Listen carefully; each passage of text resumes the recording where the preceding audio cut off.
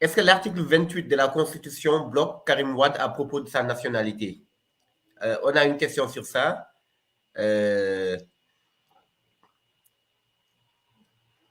On a une question, est-ce que le candidat Ousmane Sonko est toujours éligible? Donc, s'il y en a qui veulent répondre à ces deux questions-là en attendant, est-ce que par rapport à l'article 28 de la Constitution et l'éligibilité de Ousmane Sonko?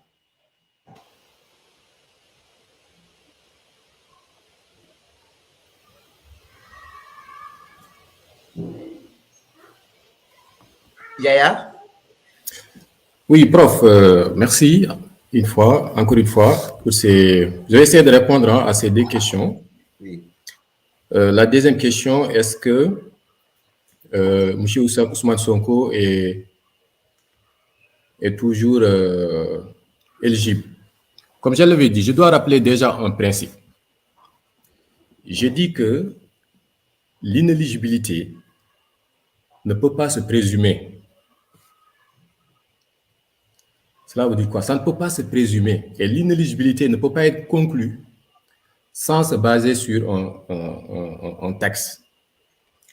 L'inéligibilité ne peut pas être conclue sans se baser sur un texte. D'abord, l'inéligibilité ne peut pas se présumer. Cela veut dire quoi?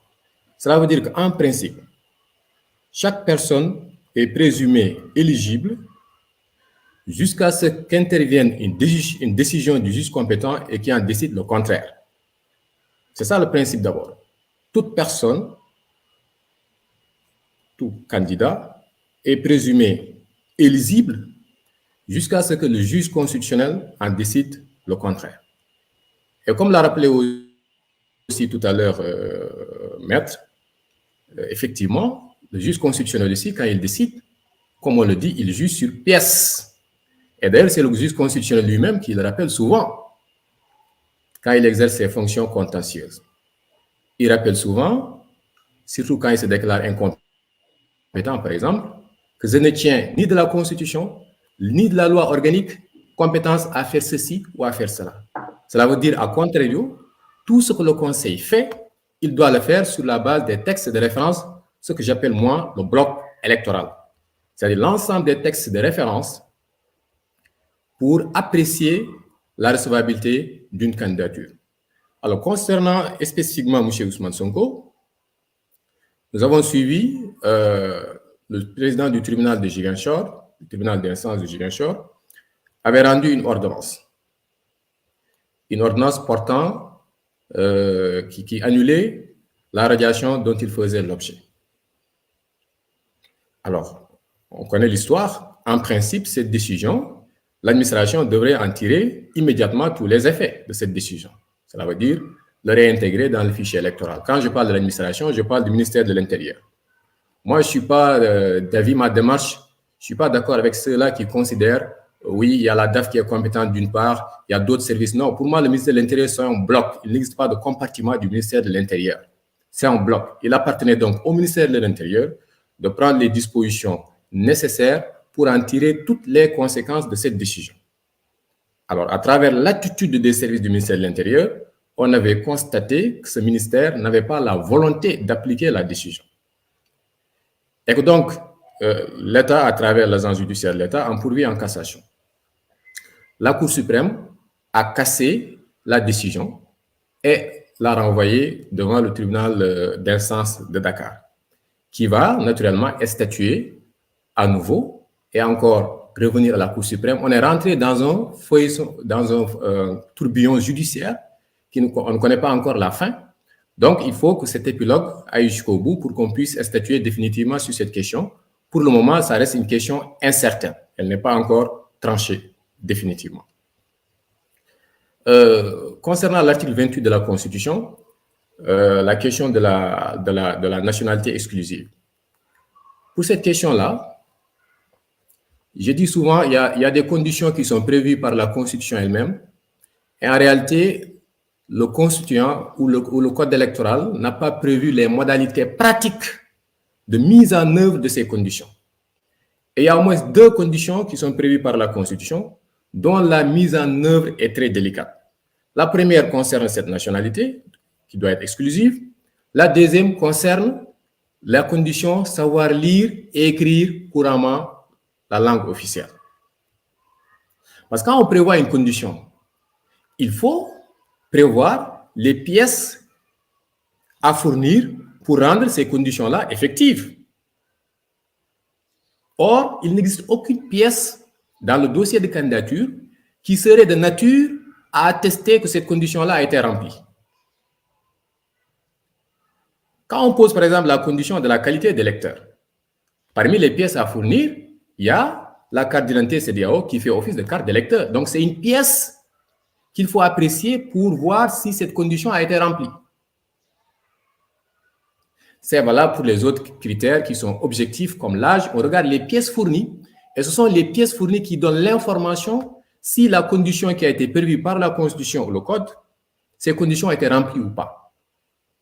Mais pour la nationalité exclusive, il n'existe aucune pièce dans le dossier de candidature qui serait de nature à vérifier si cette condition est remplie ou pas. Tout ce qui existe dans le dossier de candidature, c'est une déclaration sur honneur. Et donc, c'est une condition difficile à mettre en œuvre, quasiment impossible à mettre en œuvre, pour deux raisons. La première, le Conseil constitutionnel ne peut pas lire un nom et juste soulever la question que vous n'avez pas une double nationalité, parce qu'encore une fois, le Conseil ne juge que sur pièce. Le Conseil ne peut pas, parmi les candidats qui ont déposé, regarder et sortir un nom comme ça et dire vous n'avez pas la nationalité exclusive. Le Conseil constitutionnel ne peut pas le faire. Ce qui est possible, si le Conseil publie la liste des candidats, un des candidats peut soulever la question en contestant une candidature, en soutenant que tel candidat ne remplit pas cette condition de nationalité exclusive. Un candidat peut le faire. Mais à partir de ce moment, il appartient à ce candidat-là d'apporter les preuves de ces allégations. Comment un candidat pourrait-il apporter la preuve que telle personne ou telle autre personne ne dispose pas d'une nationalité exclusive du Sénégal? On compte plus de 154 pays. Comment on peut savoir que dans tous ces pays-là, ce candidat-là ne disposerait pas d'une autre candidature?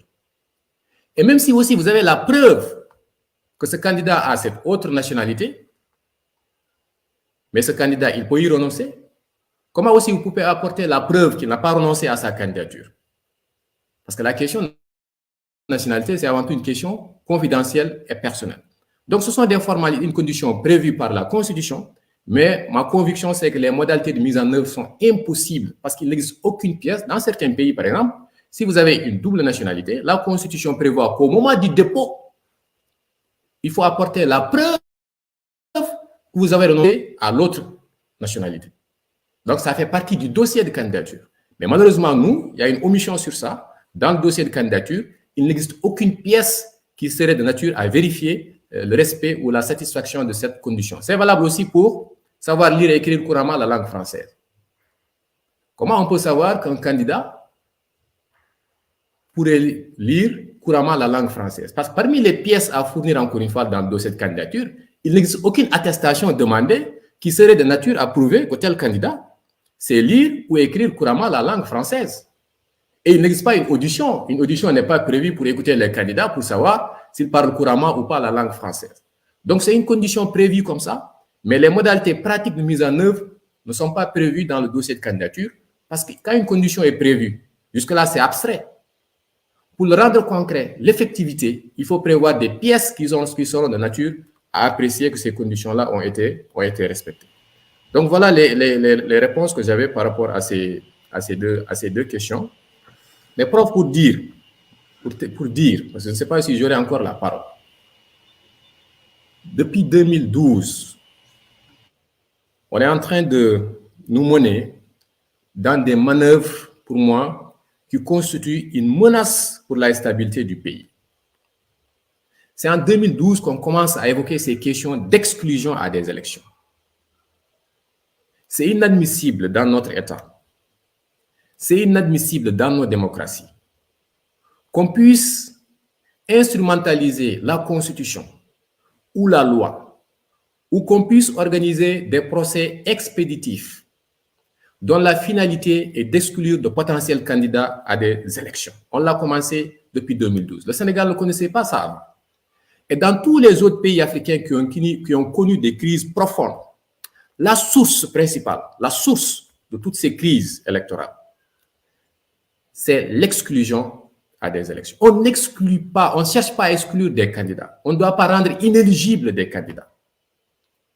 On ne doit pas, à travers la Constitution et le Code électoral, insérer des dispositions souillées dont l'effet pervers est de disqualifier des candidats.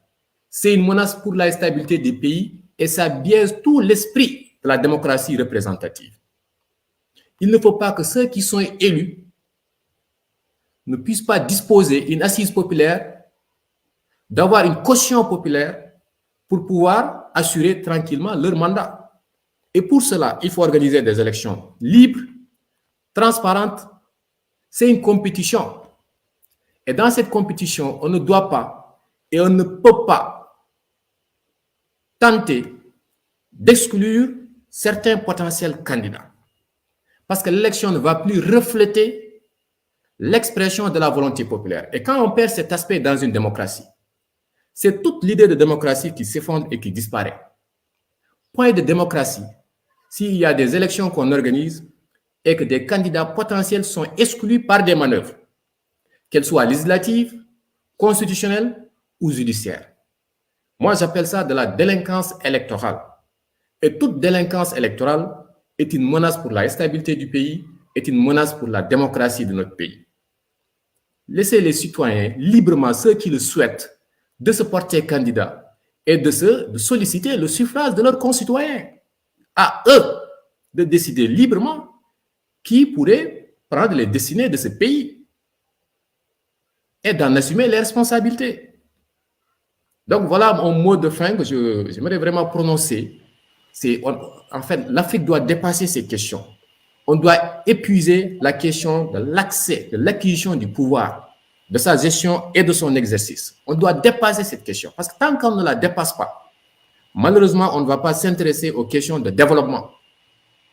Ce sont toutes les questions récurrentes de limitation des mandats, d'exclusion de potentiels candidats, d'emprisonnement de potentiels candidats, de procès expéditifs à l'emploi de potentiels candidats, de la disqualification des candidats. C'est quasiment partout, à quelques exceptions près, c'est partout en Afrique. Et cela doit cesser si on veut préserver notre stabilité, si on veut préserver notre démocratie. Il ne faut pas que le fondement, la source fondamentale de la démocratie, celle de laisser librement aux citoyens de choisir leurs élus, il ne faut pas qu'on remette en cause ce fondement-là. Il faut qu'on se souvienne que nous sommes dans une république et que dans cette république-là, il y a des piliers et que parmi ces piliers-là, il y a le principe d'égalité des citoyens. Les citoyens naissent libres et égaux. Il ne faut pas manœuvrer pour disqualifier les citoyens. Maintenant, naturellement, un citoyen peut de fait se retrouver dans un cas d'inéligibilité. Mais ça ne doit pas être provoqué, ça doit être de fait et naturel. On ne doit pas rendre les citoyens inéligibles à travers les manœuvres. Voilà mon mot de fin, monsieur le professeur. Et c'était un immense plaisir de participer encore une fois à ce séminaire, à ce webinaire, qui sans aucun doute sera d'une grande utilité aussi bien pour notre pays que pour nos États africains. Je vous remercie. Merci, merci docteur. En fait, je vais prendre encore une seule question parce que bon, ton cri du cœur est assez renseigne suffisamment sur les maux qui gangrènent la démocratie sénégalaise actuellement. Donc, juste prendre une question et laisser à Salif d'y répondre ou Pape Moussa s'ils sont connectés. Est-ce que le Conseil constitutionnel peut, sur la simple base d'un soupçon d'immoralité, invalider la candidature de tout candidat qui viendrait de PASTEF, voilà, d'un parti dissous? Est-ce que le Conseil a des, comment dirais-je, il y a des interstices de la loi qui pourraient permettre éventuellement, par une interprétation extensive au Conseil constitutionnel, d'arriver à l'invalidation d'une candidature par rapport aux conditions qu'on vient de lister? Donc, qui veut répondre à cette dernière question? Et je pense que c'est exactement ce sur quoi on a débattu depuis ce matin. Ça peut se résumer sur une question, une seule, c'est que est-ce que le Conseil constitutionnel a une liberté qui lui permette d'invalider une candidature? Est-ce que le Conseil constitutionnel peut, sur la base d'une interprétation extensive, est-ce que le Conseil constitutionnel peut, en débordant son rôle de bouche de la loi, est-ce qu'il peut faire la loi électorale? Est-ce qu'il peut trouver dans la matière électorale un chemin qui lui mènerait à pouvoir invalider une candidature? Et ça, c'est la question fondamentale qu'on a à répondre. Peut-être entendre Salif, Ngagne Demba et Pape Moussa, leur mot de la fin sur cette question qui est centrale par rapport à nos débats. Donc, Salif, si tu peux commencer rapidement par rapport à cette dernière interpellation après Ngagne Demba et Pape Moussa.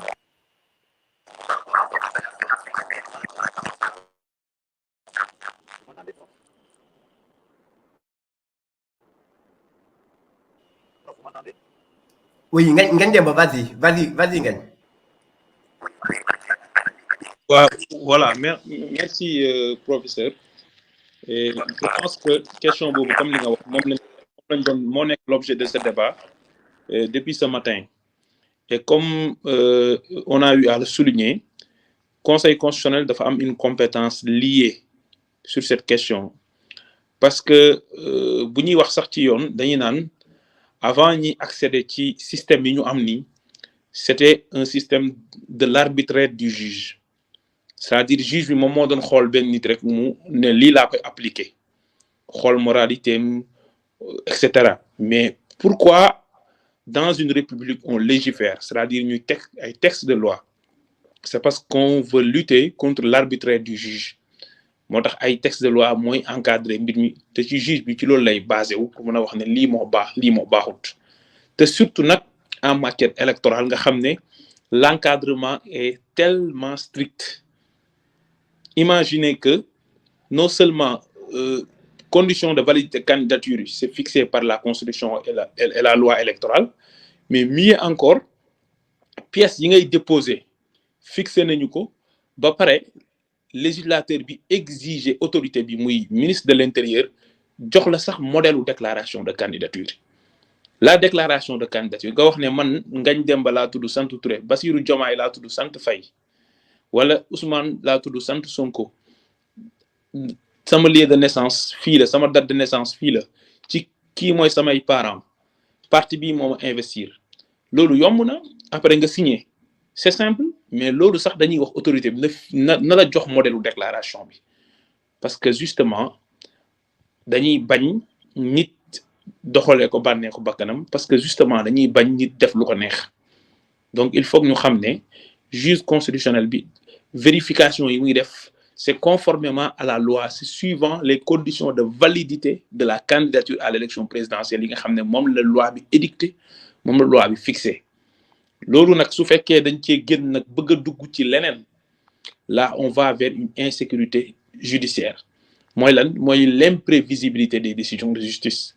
Parce que bu ñu nee dañuy voter loi à l'Assemblée nationale, promulguer ko, après ñu publier ko au journal officiel pour mu opposable, après ñu ne nul n'est censé ignorer la loi.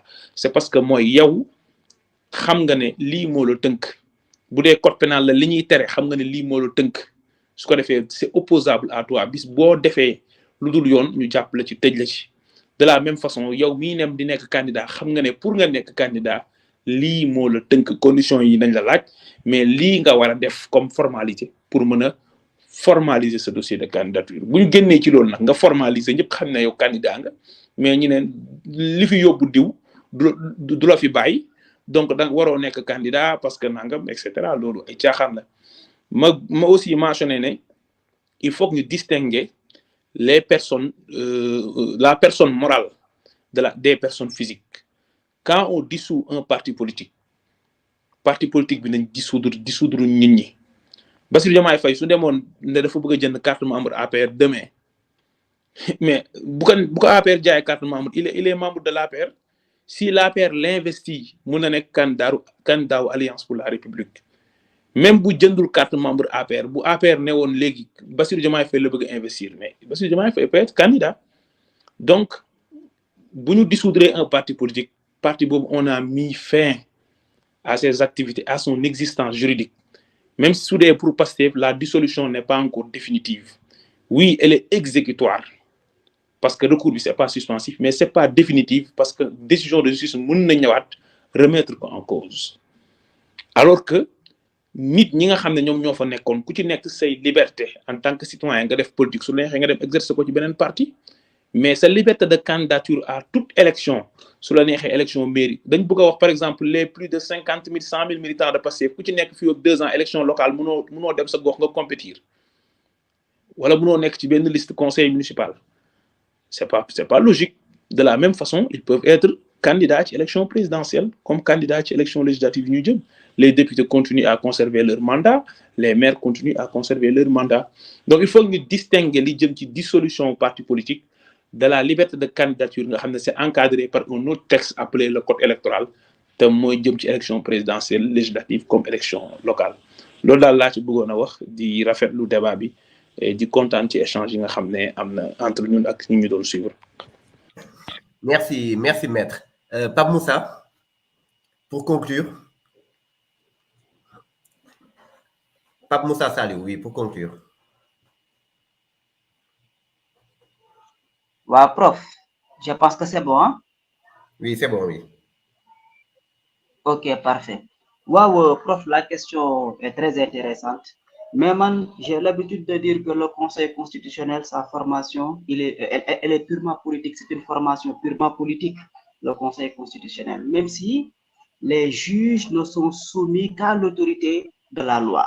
yaa xam conseil constitutionnel nga yaa xam cour d'appel nga yaa xam TGI nga yaa xam TI nga mais l'un dans l'autre les juges ne sont soumis qu'à l'autorité de la loi. J'allais même dire de manière générale les magistrats ne sont soumis qu'à l'autorité de la loi. Mais comme conseil constitutionnel la ñuy wax boo xoolee formation bi am na ay mën na am universitaire mën na am ñoo xam ne société civile la ñu bokk mën na am ñoo xam ne ay indépendant la ñu influent ça dépend ci ñuy dem conseil constitutionnel.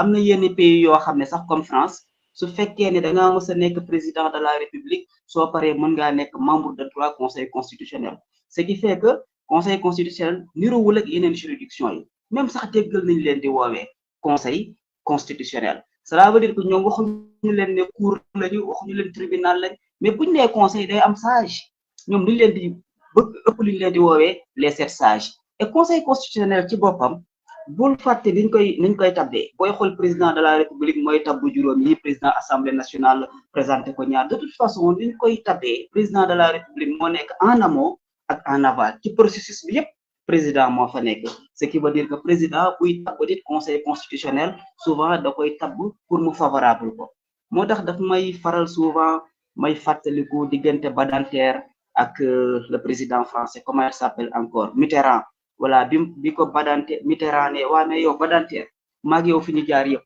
ak maag yow lu ñu def ci àddina yëpp ma jël la def la nga jiite conseil constitutionnel nekk président bi waa lan moo tax man sama formation politique ñun saa bu ñu indee loi fële ci conseil constitutionnel pour contrôle de constitutionnalité des lois lu ci ëpp da ngay sànni loi bi lan moo waral loolu ak maag yow proximité ak amitié ak xamante ak teranga bi ma la defal yëpp lan moo tax loolu mu ne ko mais parce que tout simplement man dama am lu ñuy wax benn devoir d'ingratitude ci sa kanam mooy c'est pas parce que da nga maa teg fii rek li nga bëgg laay def fi nga joxoon rek laay xool c'est vrai que yaa ma tabb parce que yow la yoon jox ay prérogatives nga tabb ma bu ñu demee ci texte yi yow rek yaa ma mën a tabb waaye nag ça veut pas dire que li nga bëgg laay def li may def dama ciy xool parce que il faut tamit ñu intégrer dimension boobu cette dimension divine pour ceux qui croient en Dieu bien sûr bien que nous ne sommes pas dans un contexte divin quoi dañuy def benn conférence mais lu am solo la li ma bëgg a wax foofu mooy il faut ñu boole ci ragal yàlla pour ñu gëm yàlla d'abord mais loolu c'est autre chose bëgguma def ay jugement ci kenn mais juste que rek parenthèse bu ndaw la mais beneen bi ci topp mooy mais ñu respecter texte yi nga xam ne mais ñun ñoo àndandoo ne lii la ñu bëgg ñu doxalee suñu réew léegi yow conseil constitutionnel nii lañ bëgg nga doxalee bu ngeen xoolee récemment ni président Macky Sall tabbee conseil constitutionnel da ngay comprendre nettement que ne rek dafa bëgg am ay nit yu ko favorable ñu defal ko bon je veux pas utiliser le mot sale boulot mais bon prenez-le comme vous voulez mais en tout cas da leen faa teg rek pour ñu mën koo yombalal liggéey bi mais il faut pas oublier que l'un dans l'autre l'obéissance à la loi conseil prescrite et liberté comme disait Jean-Jacques Rousseau mënuñoo nag nekk benn population bu responsable ñu fexe ba tënk ay textes yu leer nañ ñu war a ñun ñëpp dëppoo ci loi yooyu ñu am benn groupe juróom-ñaari personnes vraiment 7 personnes yoo xam ne ñoom ñooy lëmbe àddina bi ñooy jël le peuple en otage te bu ngeen demee foofu lay terminer un peu partout en Afrique regardez un peu partout en Afrique où les conflits sévissent fi nga xam ne dafa am ay conflits internes yu doy waar Côte d'Ivoire Mali un peu partout en Afrique li koy waral mooy da ngay am un conseil constitutionnel boo xam ne ka fa nekk moom mooy violer texte yi et à la limite c'est le conseil constitutionnel qui brûle les pays c'est le conseil constitutionnel qui brûle l'Afrique ak ñu bëri dañ naan Afrique dañoo bëri xeex dañoo bëgg mais da ngeen di xool xeex ba fan la jógee bu fekkoon ne ñun population bi rek la wax dëgg yàlla conseil constitutionnel pour appliquer texte yi ku gagné ku gagnewul ñu xam ne dem nga mais démérité woo mais fii nga mën a yem mais duñu am benn problème kenn du wàcc ci mbedd yi kenn du xeex kenn du def dara mais mënuñu comprendre ñu am un conseil constitutionnel qui allume le feu mënuñu am ñu am un conseil constitutionnel boo xam ne da koy wóor ne candidat bi remplir na condition yëpp vraiment condition yëpp pour mu mën a compétir conseil constitutionnel boobu di xool ay pouvoir am étendu naan da koy jéem a fatt da koy jéem a bari au contraire bu gisee ne rek mën naa nekk candidat mais na toll na yem foofu wala buy utiliser ay prérogatives am yoo xam ne yu large la na ko utiliser dans le sens de consolider sa position autrement dit na ko utiliser pour gën a valider candidature bi nga xam ne dañ koo war a valider waaye waru koo utiliser pour di jéem a invalider une candidature vraiment valable et valide voilà man daal loolu laa ci bëggoon a wax di remercier ñi ma bokkaloon waxtaan bi yëpp kontaan naa et puis ñi ñuy suivre gis nañu seen question yeeg seen encouragement yi vraiment li motivation la di wax parti bi am na ay ressources yu mel nii waruñu di ko gëj a def à mon avis moi parce que au-delà et liñ ciy waxtaanee dans un contexte purement juridique politique entre autres dina am solo lool ñeneen ñi ak yeneen ressources yi nekk ci parti bi ñu indiwaat yeneen thème di ci waxtaan parce que gis naa en fonction des commentaires que ñu bëri ñu ngi apprécier sortie yi jërë ngeen jëf et je vous souhaite bon dimanche merci